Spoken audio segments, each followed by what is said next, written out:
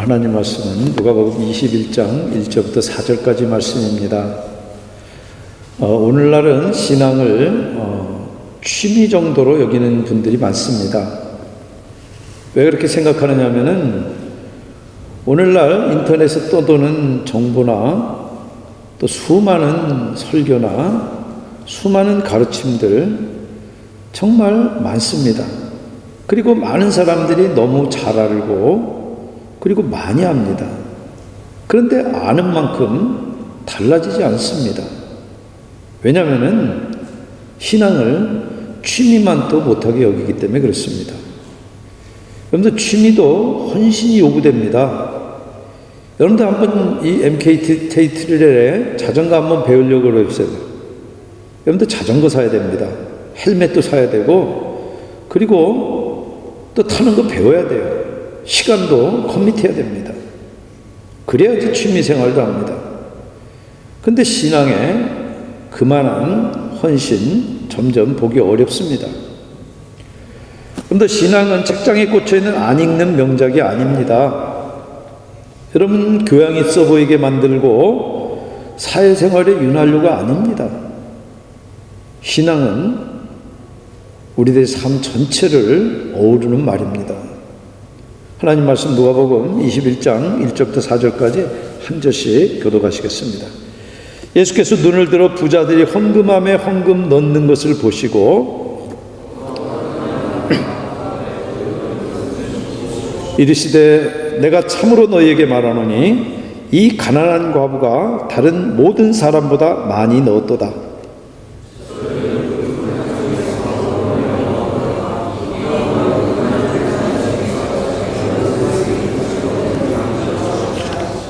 아멘. 잠깐 기도하시겠습니다.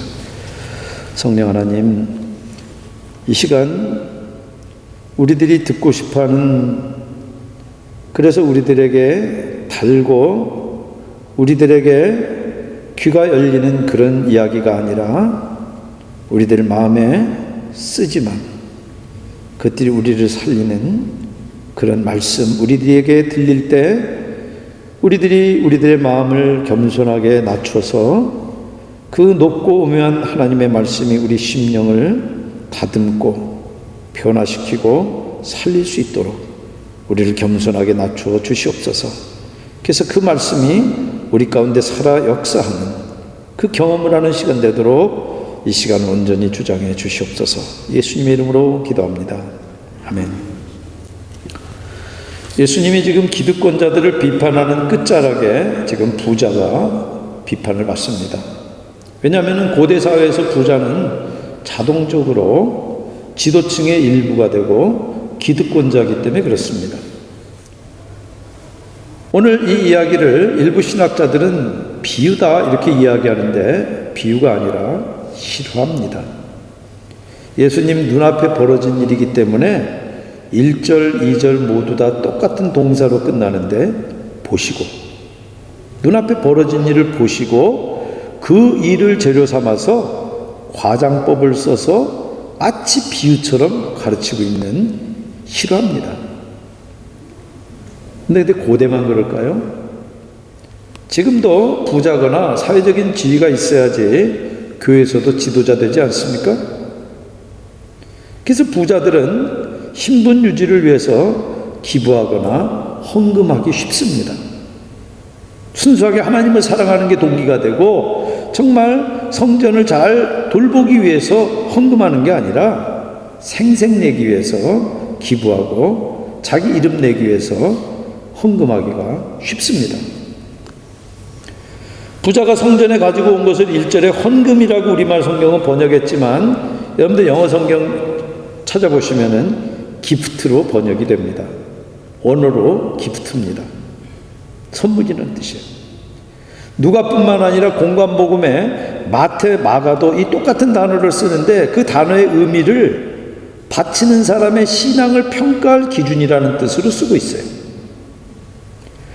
여러분들 유대인 성인 남성은 적어도 1년에 한 번은 성전에 방문할 때 성전세를 냅니다.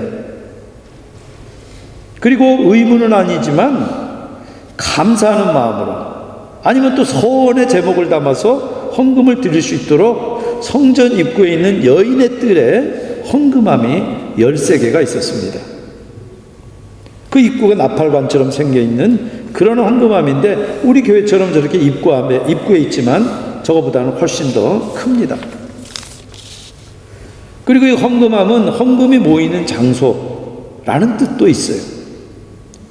우리가 금고의 금이나 땅 문서 같이 중요한 것들을 거기 보관하는 것처럼 성전에 바친 헌금이 거기에 보관되기 때문에 그런 단어를 씁니다. 문제는 헌금이 사람들 앞에 자기 의를 드러낼 수단이 될 수 있다는 사실이에요. 그리고 그것이 목적인 사람은 남들이 알면은 헌금하지만 남들이 모르면은 헌금하지 않습니다. 그래서 그런 걸 독려하기 위해서 한국에서는 TV 중계 방송도 하잖아요. 그래야지 많이 모여요. 여러분들 금화가 떨어지는 소리하고 동전이 떨어지는 소리는 멀리서 들어도 식별이 가능하고 다릅니다. 부자는 누구나 다 들을 수 있도록 묵직한 소리 나도록 헌금함에서 아마 쿠션을 넣어서 떨어뜨릴 거예요. 과부는 누가 들을까봐 무서워서 조심스럽게 쿠션 죽여서 떨궜을 거예요. 예수님이 지금 이 부자와 과부가 헌금하는 걸 지켜보다가 3절에 파격적인 말을 하세요. 이 가난한 과부가 다른 모든 사람보다 많이 넣었도다. 여러분들 누가는 지금 부자가 바친 헌금액을 기록하지 않아요. 아마 육중한 소리 나게 했으면은 이 과부가 바친 이 돈보다 훨씬 식별하기가 쉬웠을 텐데 금액을 기록하지 않아요. 금액을 모르기 때문이 아니라 하나님이 안 받으시기 때문에 관심 바깥이에요. 기록할 의미가 없어요. 거기에 비해서 형편없이 적을 게 분명하지만 반대로 이 가난한 과부의 헌금액은 정확하게 여기 지금 기록을 하고 있습니다. 불과 2렙돈이에요. 여러분들 공간복음 다른 부분에서는 다른 단위로 나오지만 그건 라틴어로 쓰는 표현이고 결국 금액은 같습니다. 렙돈은 품꾼이 1시간 일해서 받는 품삯의 4분의 1입니다. 그러니까 2렙돈이니까 시간당 8불 받는다 그러면은 2렙돈이면은 4불입니다. 여러분들 본문과 똑같은 내용을 마가복음 12장 44절에서는 과부가 부자보다 훨씬 많이 헌금했다고 강조하고 있어요. 아니 도대체 무슨 기준을 적용했길래 과부의 헌금이 부자의 헌금보다 많다는 얘기입니까? 여러분들 오해하지 마시기 바랍니다. 저는 우리 교인들 가운데 누가 했는지 몰라요. 헌금 기도하면서 적은 걸 적다 않고 많은 걸 많다 한다. 여러분들 하나님이 숫자 감각도 없고 척도도 무시하는 분입니까? 하나님은 지게표 땅을 경계선 움직이지 말고 척도 속이지 말라 그랬어요. 하나님은 척도에 너무나 정확한 분이에요. 그러나 헌금에 실려있는 헌신의 무게를 보신다는 얘기지 상대적으로 다른 사람보다 많이 바친 것 거기에 관심 갖지 않는다는 얘기입니다. 여러분들 랍비들 가르침 중에 한 과부가 밀가루 한 움큼을 제사장에게 가져온 그런 얘기가 나옵니다. 제사장이 그걸 받고는 보라 여인이 가져온 이 보잘것없는 재물을 누가 이런 걸 먹고 이런 걸 어떻게 재물이라고 바친단 말이냐. 그리고 과부를 즉시 쫓아냈다는 얘기입니다. 그런데 거기에 비하면 예수님의 이 칭찬은 얼마나 역설적입니까? 그런데 만약 예수님이 가난한 사람은 좋아하고 부자를 미워해서 서로 다른 기준을 적용했다 그러면은 예수 믿는 사람은 절대 가난해야 됩니다. 부자 되면 안 됩니다. 그리고 2렙돈을 바쳐서 기뻐했다 그러면은 여러분들도 딱 매주 주정헌금으로 4불씩 바쳐야 돼요. 그게 아니라 과부가 생활비 전부를 바쳤기 때문에 기뻐한 거라면은 우리는 먹고 집세 내는 거 말고는 다 헌금해야 돼요. 그러나 아까 말씀드린 것처럼 오늘 이 말씀은 과장법입니다. 왜 과부가 드린 적은 돈이 부자가 드린 많은 돈보다 많다고 예수님이 과장법을 쓰실까요? 의도가 뭘까요? 예수님은 지금 제자들에게 이걸 가르치고 있어요. 너희가 아무리 많은 헌금을 한다 할지라도 생색내기 위해서 자기 의를 드러낼 요량으로 하는 것은 헌금이 아니라는 거예요. 기록 안 한다는 거예요. 그러나 가진 전부를 바친 이 과부처럼 진실된 헌금을 바쳐라. 이것이 포인트예요. 위선적인 헌신보다 믿음의 삶을 강조하기 위해서 지금 과장법을 쓰고 계시는 것이지, 가난에도 전부에도 오늘 이 예수님의 말씀에 방점이 찍히지 않았어요. 예수님에게 부자는 단지 돈 많은 사람이 아닙니다. 누가복음 20장 47절에 보면은 그들은 과부의 가산을 삼키며 외식으로 길게 기도하니 그들이 더 엄중한 심판을 받으리라. 불의한 재물로 부자가 된 이 바리새인과 서기관들을 가리켜서 과부의 재산을 착취하면서 의로운 척 위선 떤다는 얘기예요. 누가는 지금 돈이라고 하는 것이 그만큼 사람을 함정에 빠뜨리는 힘이 있다, 그를 경계하고 있는 겁니다. 그럴 때 하나님이 기뻐 받으시는 예물은 얼마냐, 몇 퍼센트냐, 그게 기준이 아니에요. 누가 바치느냐예요. 부자의 많은 헌금과 과부의 적은 헌금 중에서 예수님의 칭찬은 얼마냐, 몇 퍼센트냐 있지를 않아요. 누가 드렸느냐, 거기에 대한 평가입니다. 여러분들, 창세기에도 아벨의 예물은 하나님께서 받으시고 가인의 예물은 거절하셨어요. 그래서 가인의 얼굴에 안색이 변하니까 하나님께서 가인에게 왜 거절하신지 그 사유를 창세기 4장 7절에 이렇게 얘기하십니다. 네가 선을 행하면 어찌 낯을 들지 못하겠느냐. 가인의 악행이 예물이 거절된 사유예요. 어떤 신학자들은 아벨이 첫 새끼에 그 피 있는 제사를 드렸기 때문에 그렇다고 그러는데, 피 있는 제사는 이보다 훨씬 뒤에 제정된 일이에요. 그 이유가 아니라 하나님께서 직접 가인에게 하셨던 말씀이 그 이유예요. 그리고 가인이 아벨은 받고 자기는 거절당한 거를 비교한 거 아닙니까? 그러니까 동생 죽인 거 아니에요? 결국 재물을 하나님과의 관계에서 드렸으면, 하나님이 거절했으면 하나님 왜 거절하셨을까 하고 하나님하고 해결해야 할 문제를 왜 인간에게 지금 분풀이 하느냐는 거예요. 그는 재물을 드린 이유와 목적이 하나님에게 있지 않고 사람에게 있다는 겁니다.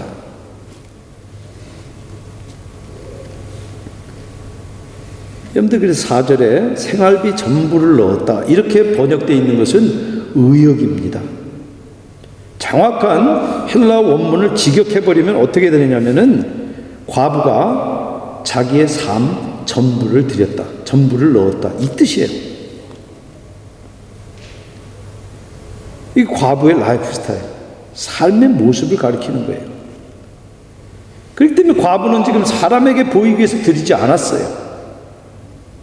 뿐만 아니라 자기 가진 전부, 삶 전체를 드린 거예요. 그렇기 때문에 이 과부의 두 렙도는 단지 화폐 가치로서가 아니라 믿음의 삶으로 하나님께 받아들여진 겁니다. 그런데 이 과부의 전부는 열왕기상 17장 8절 이하에도 나옵니다. 사르밧 과부 얘기예요. 엘리야를 하나님이 이방 시돈 땅에 보내요. 시돈 사르밧에 가서 차마 입도 뻥긋하기 어려운 그런 일을 시켜요. 성문에서 나뭇가지를 줍고 있는 과부에게 물을 얻어 마시고 음식까지 요구합니다. 그러니까 그 과부가 통에 기름 한 움큼과 병에 기름 조금이 있는데 그걸 죽기 전에 마지막 먹으려고 이 나뭇가지를 줍는 종입니다. 먼저 그걸로 나를 위해 작은 떡 하나를 만들어 내게 가져오고 그 후에 당신과 아들을 위해 만드세요. 철판 깔고 정말 인간으로서 할 수 없는 이기적인 말을 엘리야가 합니다. 과부의 전부를 요구하는데 차마 입에서 띄기 어려운 이 말은 하나님이 엘리야에게 시키신 일이에요. 만약 엘리야가 알량한 윤리 앞세워서 거절했더라면, 만약 과부가 엘리야 요구를 거절했더라면 과부가 했던 그 말대로 그게 마지막 식사였을 거예요. 그리고 그게 마지막 삶이었을 거예요. 그러나 엘리야 말대로 과부의 전부를 드릴 때, 기근이 끝날 때까지 통의 가루와 병의 기름이 끊이지 않습니다.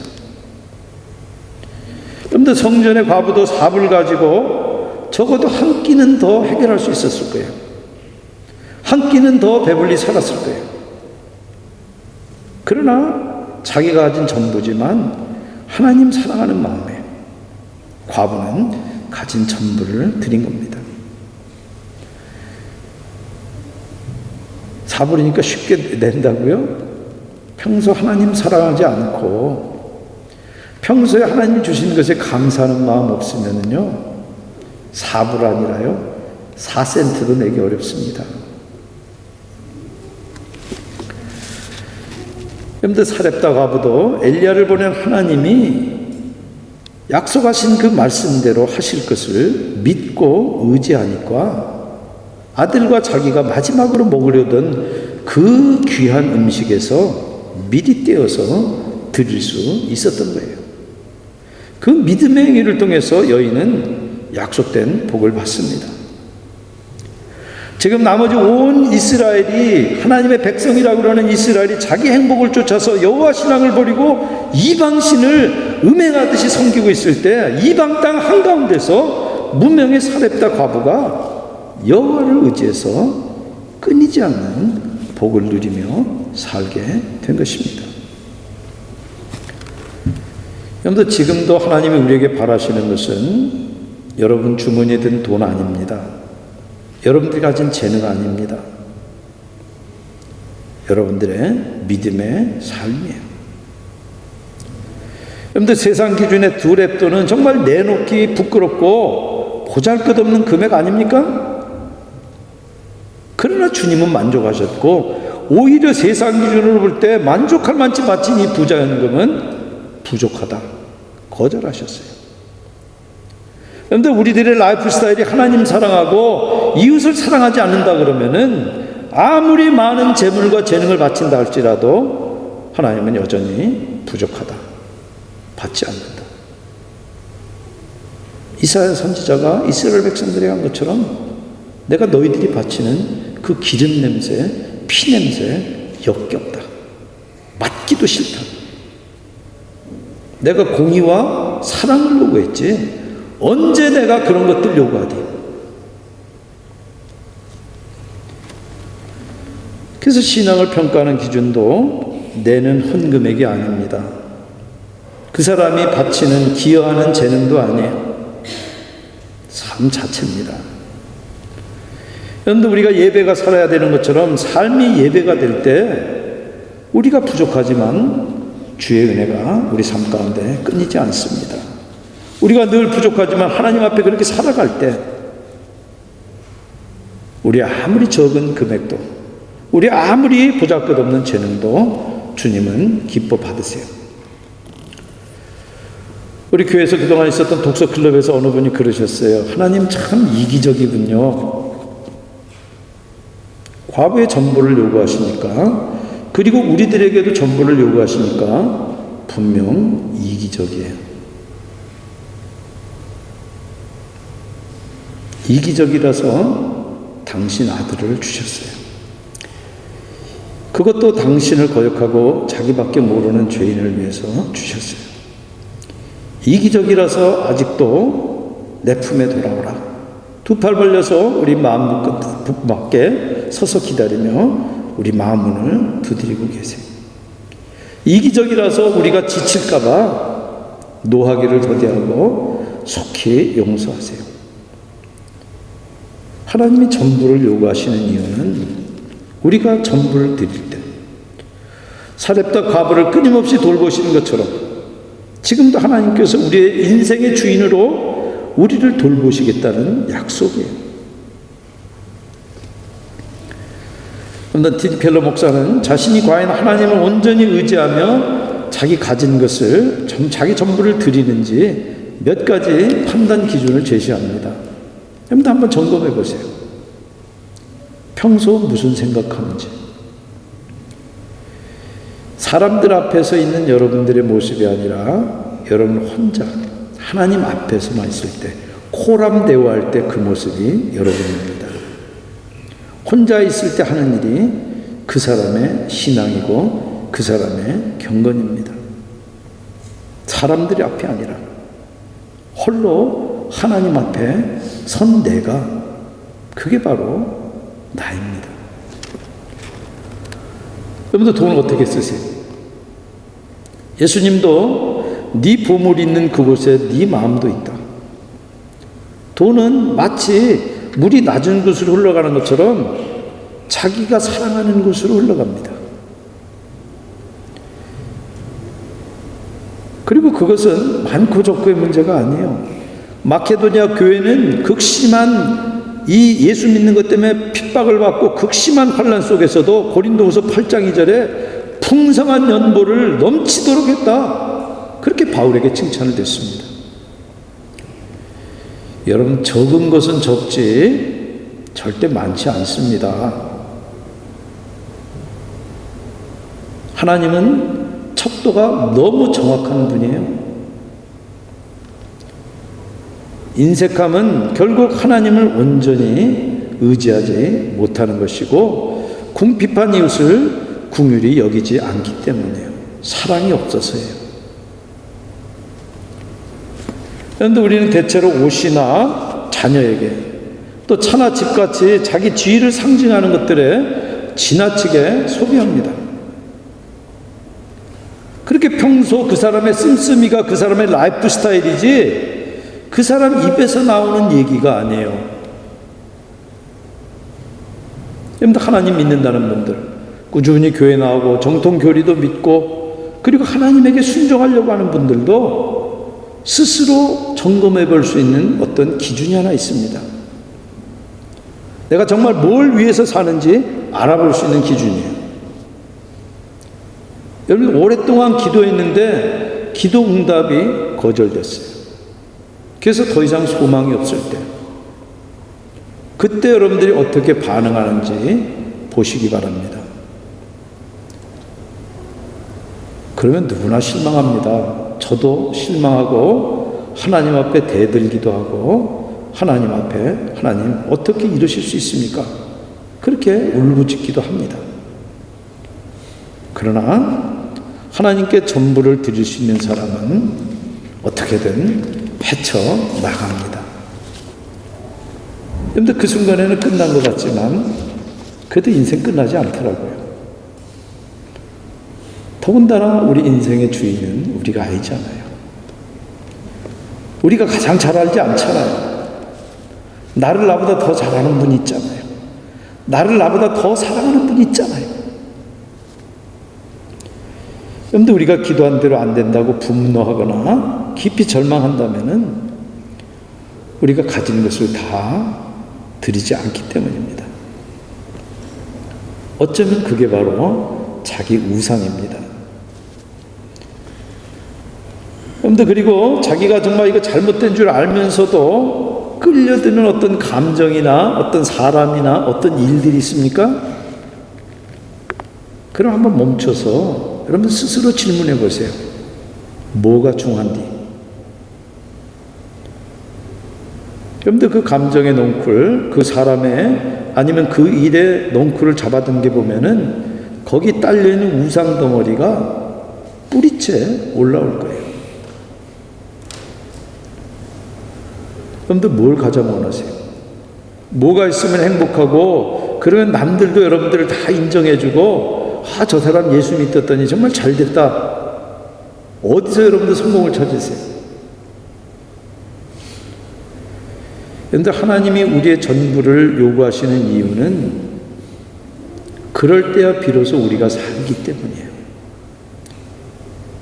사렙과 과부가 의지하던 마지막 그 곡식과 기름이 아니라 하나님의 그 약속에, 하나님의 그 말씀이 살리는 걸 경험하면서 우리가 가장 나답고 가장 충만하게 살 수 있는 길이 그 길밖에 없기 때문에 하나님께서는 과부의 전부를 요구하듯이 우리의 전부를 요구하시는 것입니다.